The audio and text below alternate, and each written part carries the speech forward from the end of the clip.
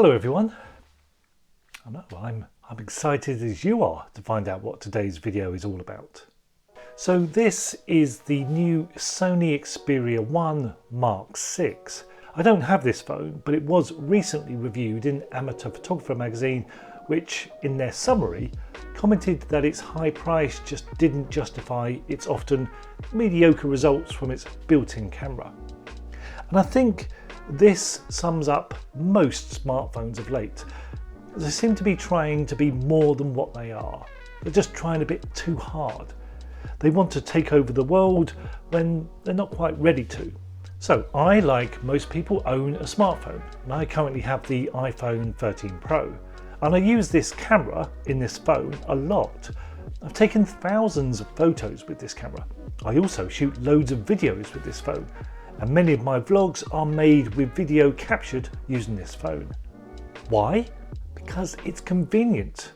It's always there in my pocket and capable of capturing some stunning 4K footage. Like they say, the best camera is the camera you have with you. But this is just a phone. In basic form, stripped down, it's basically just a phone. But I hardly ever use it as a phone. No one ever calls me.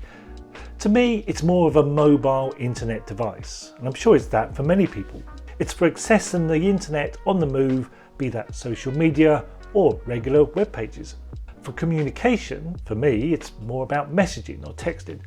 I much prefer people to message me than call me. For that, it's perfect. This is where it excels. It works better than any other device for doing that task. Internet on the go.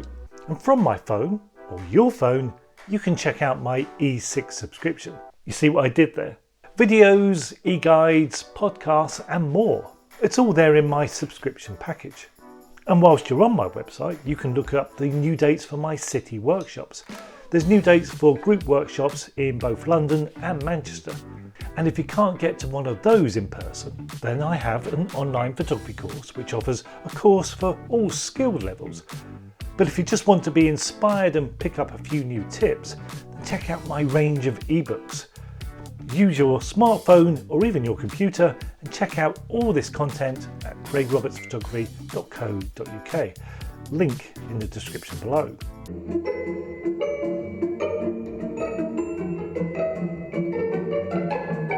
So as a stills camera and video camera, our phones are fantastic too. I could easily make a complete vlog from start to finish with my phone. From planning the video, taking the pictures to be included, recording the video, and then editing and uploading it. I could do all of that from the phone. How amazing is that? But I never do. For planning, I must admit I prefer a good old-fashioned notebook. Pen and paper and a head full of ideas is usually all I need for that stage. To shoot the video app on the phone does work, and for B-roll I do use this phone to capture clips for my videos, as I say. But it's not my main video camera. For that I either use the Sony ZV-1 or the DJI Action 4, both more versatile and made for the job. For editing I sit at the PC with a big monitor and use a purpose-made editing software on the computer. So what about taking the photos? I often get comments on my videos where gear is talked about, where people say they just use their phone.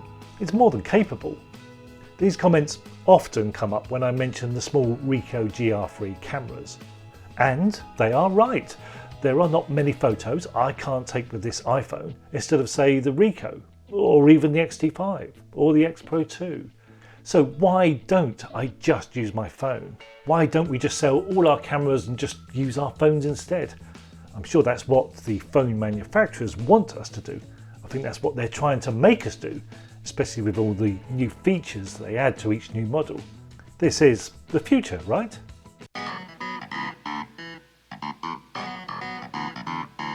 Now, of course, there are limitations that prevent this if you aren't just shooting regular images. If you like wildlife or sport or some other genre that requires some more specialist equipment, then this won't apply. Saying that, I'm sure if this does apply to you, you are in the sights of the phone makers. They're working on it. They're trying to make that telephoto lens in the phone even longer next time. Now, one of the failings, coincidentally, of the new Xperia 1, according to the review, was the telephoto zoom.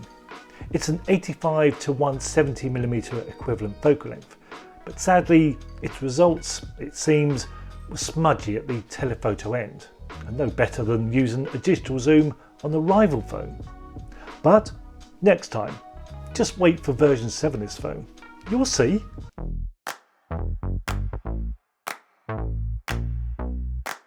So the reason that I don't see my iPhone as my main camera is simple.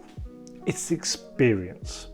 Picking up this phone to go and take photos just doesn't have the same appeal as, say, picking up the Ricoh GR3, for example. Holding the phone in my hands is not the same as holding my X Pro 2.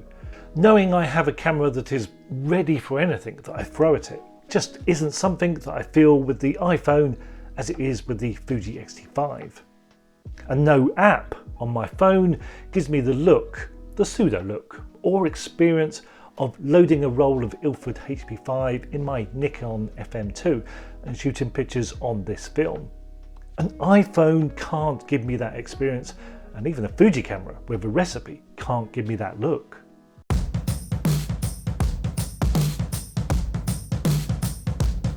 Now, of course, most of my cameras have viewfinders, but the iPhone doesn't, and probably never will. That experience can never be replicated. It's all shooting via a screen, and for many, that's the whole photography experience in a nutshell.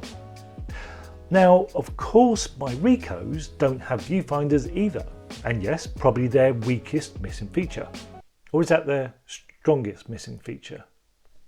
But even here, with these cameras, that experience of taking photos is so much better than the phone. It's got a dedicated shutter button. It sits great in the hand for one-handed shooting. It's got an exposure compensation dial right near my thumb. These alone add to the shooting experience. Cameras, proper cameras, compared to a phone trying to be a camera, give you that experience. With a phone, it's more of a practical experience instead. It's convenience. It's never really fun, is it? And of course, it has all those other distractions too. Email, social media, the web, communication. I go out to take pictures to get away from all that.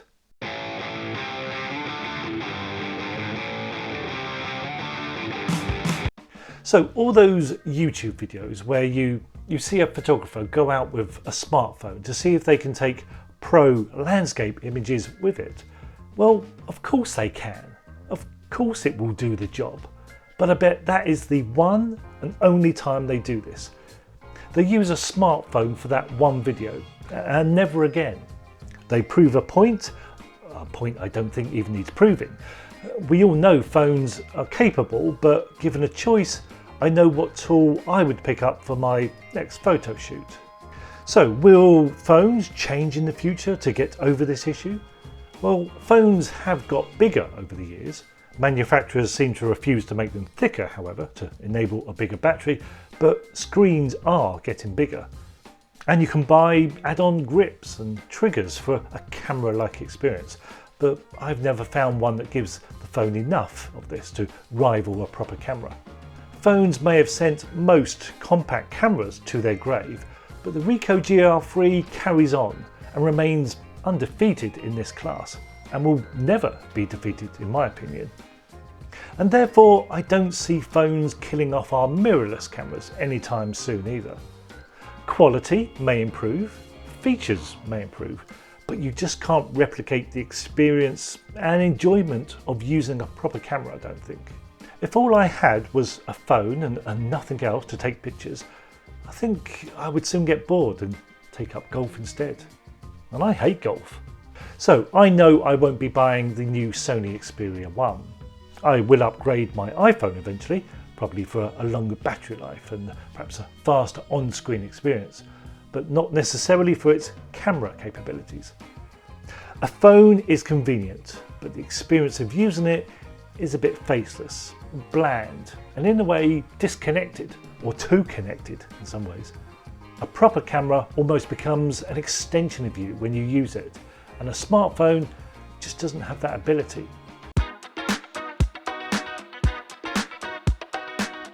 So, where smartphones do excel is their simplicity. They allow anyone to take great pictures.